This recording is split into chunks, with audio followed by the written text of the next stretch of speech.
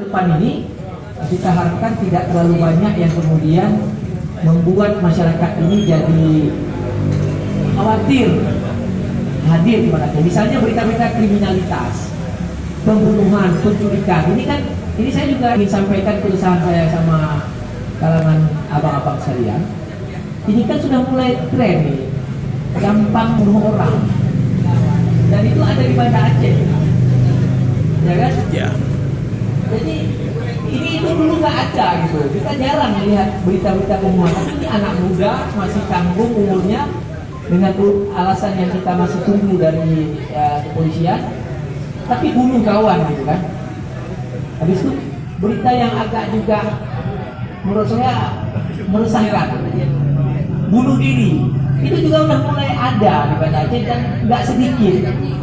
Nah ini kan sesuatu yang mungkin maksud saya di satu sisi kita menjalankan fungsi pemberitaan tadi, memberikan data dan fakta, tapi di sisi lain kalau ini berkembang kan agak menyedihkan dan jadi bahan cibiran dari masyarakat luar Banda Aceh. Ternyata di Banda Aceh yang kehidupannya syariat Islam diberlakukan, orang bunuh diri banyak, pembunuhan ada. Jadi di mana syariat Islam? Nah, ini mungkin juga, saya nggak tahu, ini keresahan saya, mungkin bisa kita sikapi bersama seperti apa modelnya. Jadi bukan berarti kita ingin mengajak wartawan untuk nggak usah berita kayak itu, nggak juga. Tapi kalau berita ini muncul, ini menurut saya agak paradoks. Jadi syariat Islam kok nggak ini ya dengan ketentraman. Syariat Islam kok kali ini dengan kemakmuran kesejahteraan, kok banyak yang bunuh diri, kok nggak bisa menenteramkan jiwa umatnya. Buktinya apa? Buktinya ada berita bunuh diri. Ada berapa berita bunuh diri dalam kurun waktu setahun 2 tahun? Yang itu kita tangkap dari media. Saya secara umum saja saya jawab. Tadi dari kawan-kawan tentang pemerintah hijau, RTH kita memang belum cukup, masih angka 13%. Kalau syarat waktu buka hijau sebuah ibu kota provinsi itu sekitar 20% kalau saya nggak salah. Kita bedah sama-sama. Tapi ada persoalan di Banda Aceh. Persoalan di Banda Aceh tentang RTH ini, pertama kawasan kita ini kan nggak bertambah luas. Kita masih segini luas wilayah Banda Aceh. Jadi nggak mungkin kita buat RTH baru dengan kawasan yang memang sudah terbatas ini. Ada yang bilang 56 km persegi, ada data yang menyebutkan Banda Aceh luasnya 62 km persegi. Nah dengan luas seperti itu gimana cara luasin RTH? Ini kan tantangan. Nah makanya kemarin menjadi ujian bagi semua paslon. Apa konsep Anda untuk kembali RTH? Nah kan itu diuji sama wartawan, sama paslon kemarin. Jangan sampai RTH yang sudah ada pun kemudian nggak dari RTH lagi seperti disampaikan oleh Pak Pri. Ini keresahan saya sebenarnya. Saya sering ini ada nasir nggak tadi. Ada angkat berita saya ketika di Taman Sari itu kan pusat jantung Banda Aceh. Itu RTH loh, Taman Sari dulunya. Sekarang jadi Taman Besar Aceh. Itu saya kritik ketika ada bangunan beton yang baru. Tapi ya kritikan kita ini nggak bisa cukup kuat untuk menghentikan pekerjaan itu. Nah, ini persoalan. Makanya kemarin saya ngomong sama akademisi di Rusia, Pak. Karena saya juga lulusan arsitektur Rusia. Saya ngomong ini kayaknya butuh tekanan lebih lagi. Tekanan lebih lagi misalnya anak-anak Rusia demo gitu. Tapi nggak terjadi juga. Nah, ini artinya advokasi kita masih kurang kuat. Sehingga RTH yang di Taman Sari itu berkurang lagi. Sekian persen karena adanya bangunan permanen beton tadi yang bertambah di Taman Sari sendiri. Nah itu yang kedua tentang RTH. Yang ketiga ada persoalan finansial, fiskal kita nggak cukup kuat untuk mengcover tanah warga yang berpotensi jadi RTH. Misalnya di kawasan Siakuala itu ada tanah warga yang kemudian secara kanun RTPR, RT/RW kita itu kita siapkan untuk RTH Banda Aceh, tapi milik warga, Bang Jo. Nah harus bayar gitu. Nah, bayar membebaskan lahan warga sekian hektar itu besar sekali biayanya.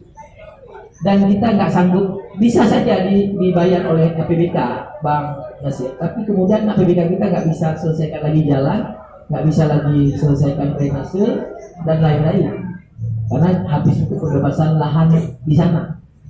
Tapi warga itu juga dirugikan ketika lahan mereka distempel sebagai RTH, tapi pemerintah nggak bisa bayar, mereka juga nggak bisa bangun apapun. Nah, ini kan salah satu hal yang harus dijembatani, dicari solusinya. Satu-satunya solusi menurut saya adalah supaya ideal RTH kita itu dibayar dan dibeli, tapi mungkin butuh bantuan gubernur.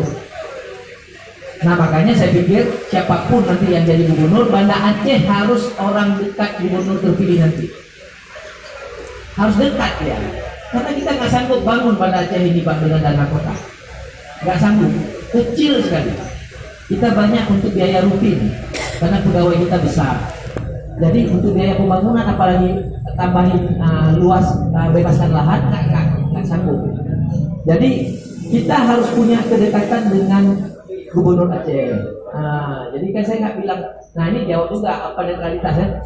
Dari awal saya duduk di sini Bang, saya kan belum pernah sebutkan paslon mana ya kan. Nah itu udah netral sebenarnya kan. Iya Bang kan, Bang Musan. Jadi dari awal sampai detik ini, saya duduk kemarin sebagai ketua DPRK, saya nggak ngajak abang-abang untuk kampanyekan paslon tertentu. Tapi saya kasih kisi-kisi aja nih tidak. Nah ini kan kayak Pak Prabowo ini. Pak Prabowo itu kan presiden Indonesia, ya, harusnya netral. Beliau udah keluarkan statement di media netral. Tapi ada video beliau mengendorse Jawa Tengah, mengendorse. Apa posisinya? Ada jawabannya beliau. Waktu mengendorse Gubernur Jawa Tengah, beliau sebagai ketua partai. Nah saya nanti mungkin juga akan mendukung paslon sebagai orang partai. Nah ini pintar-pintar kami aja lah sebenarnya, ya kan? Ya Bang. yang penting dijaga posisi dan tempatnya. Karena saya kan juga harus memenangkan paslon saya, tapi saya nggak sebut paslon saya yang mana. Itu satu ya. Jadi yang ingin saya sampaikan, Banda Aceh harus dekat sama Gubernur Aceh. Siapa yang berpeluang jadi Gubernur Aceh? Nah, itu harus dibaca oleh orang Banda Aceh sebenarnya.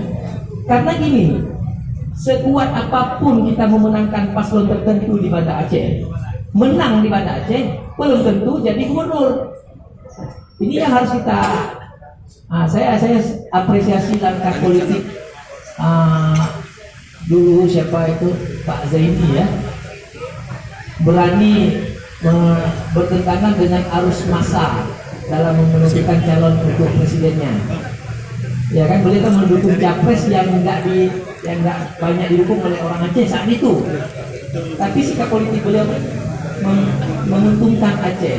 Artinya beliau mendukung orang yang berpotensi menjadi presiden. Supaya apa? Supaya pembangunan untuk Aceh tidak terhenti.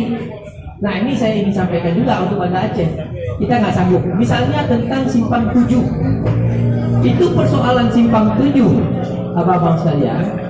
Itu kita ingin lebarkan jalan, tapi bukan dengan dana kota, nggak cukup. Kita butuh dana APBA untuk mengganti rugi luas lahan yang ada sepanjang jalan Lambu sampai ke Simpang 7. Kalau untuk sekedar buat bundarannya, tubuhnya sanggup, Banda Aceh sanggup. Tapi untuk membuat sebuah jalur yang ideal dengan lebar yang ideal untuk Banda Aceh dari Lambu ke Simpang 7 Lekaring, itu kan harus banyak lahan yang kita harus ganti rugi. Dan itu sudah berjalan beberapa tahun yang lalu, itu dana APBA dan sekarang belum dialokasikan lagi.